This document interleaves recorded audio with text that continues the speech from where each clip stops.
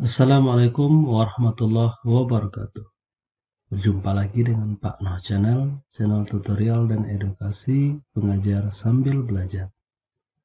Kali ini kita akan membahas cara menentukan kalimat utama, kalimat penjelas, ide pokok, dan kesimpulan sebuah paragraf. Simak terus video ini sampai selesai. Mudah-mudahan kita semua dapat lebih mengerti tentang kalimat utama, kalimat penjelas, ide pokok, dan kesimpulan sebuah paragraf.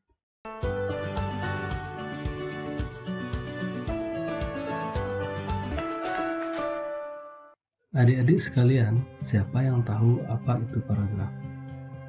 Paragraf adalah kumpulan dari kalimat yang memiliki gagasan atau ide yang kemudian memiliki satu kalimat utama dan ditambah dengan kalimat penjelas yang bisa terdiri satu kalimat atau lebih.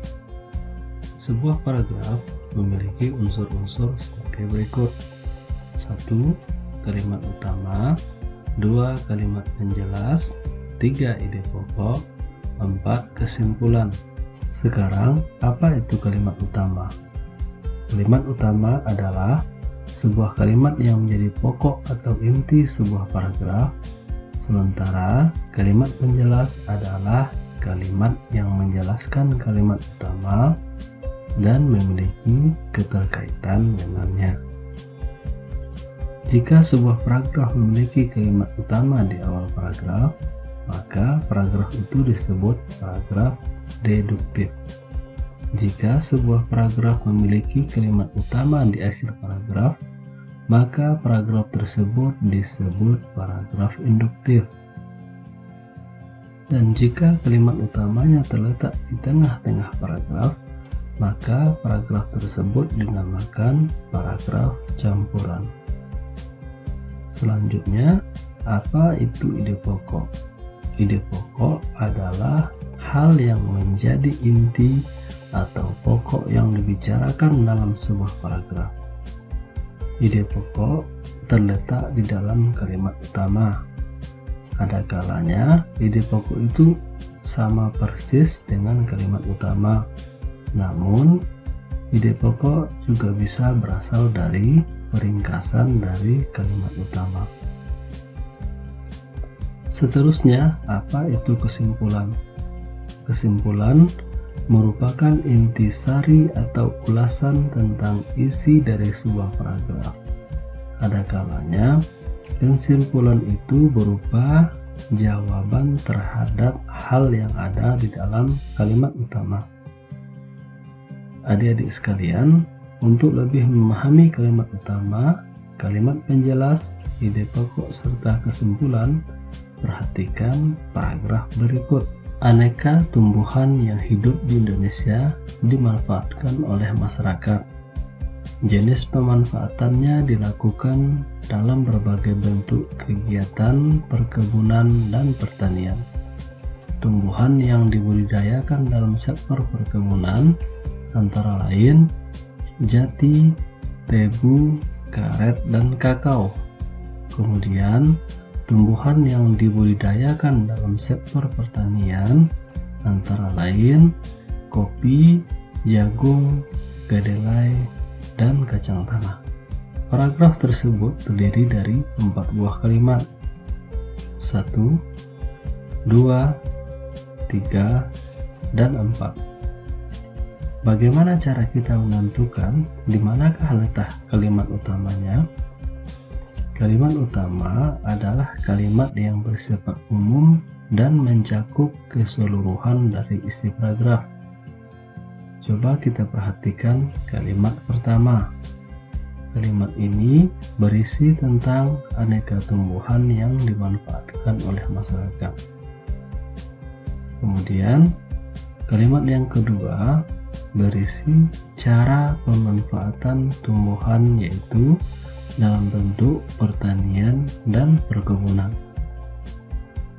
Kalimat kedua ini menjelaskan bahwa pemanfaatan tumbuh-tumbuhan itu dalam bentuk pertanian dan perkebunan.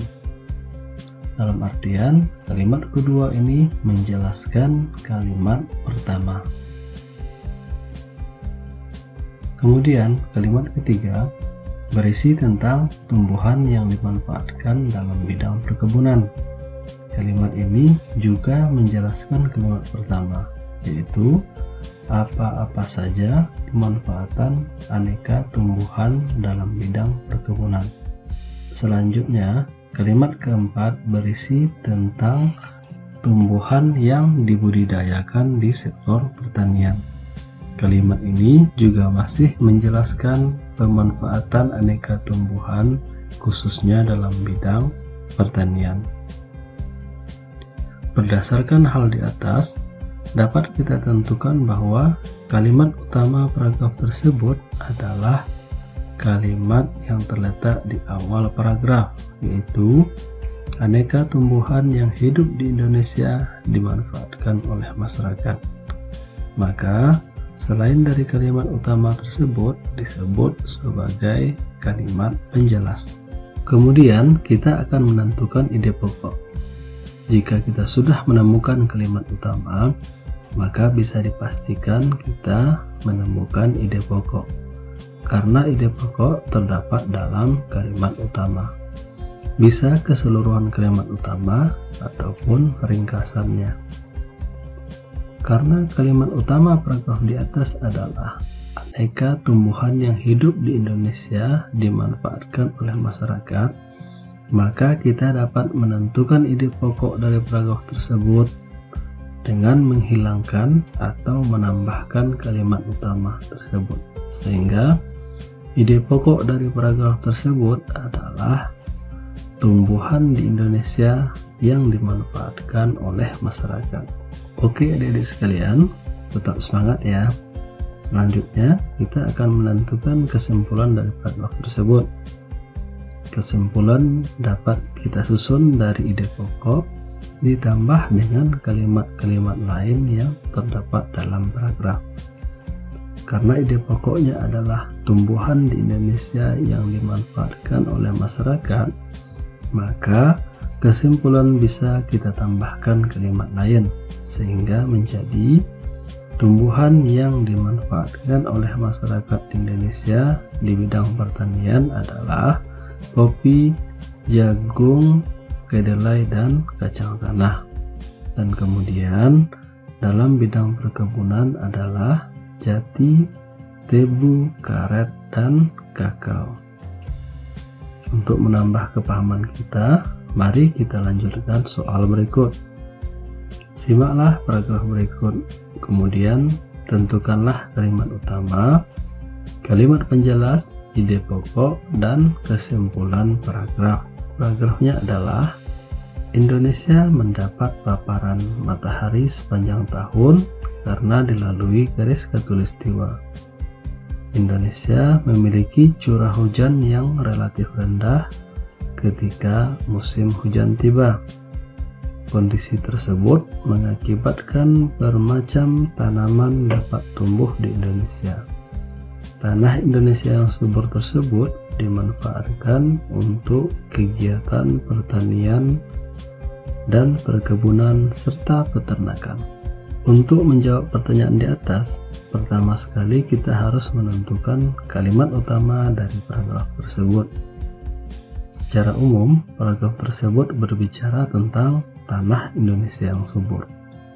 Coba perhatikan di kalimat manakah tanah Indonesia subur tersebut disebutkan.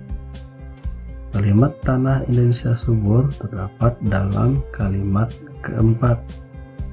Maka dapat kita tentukan bahwa kalimat utama paragraf tersebut adalah kalimat keempat, yaitu tanah Indonesia yang subur tersebut dimanfaatkan untuk kegiatan pertanian dan perkebunan serta peternakan.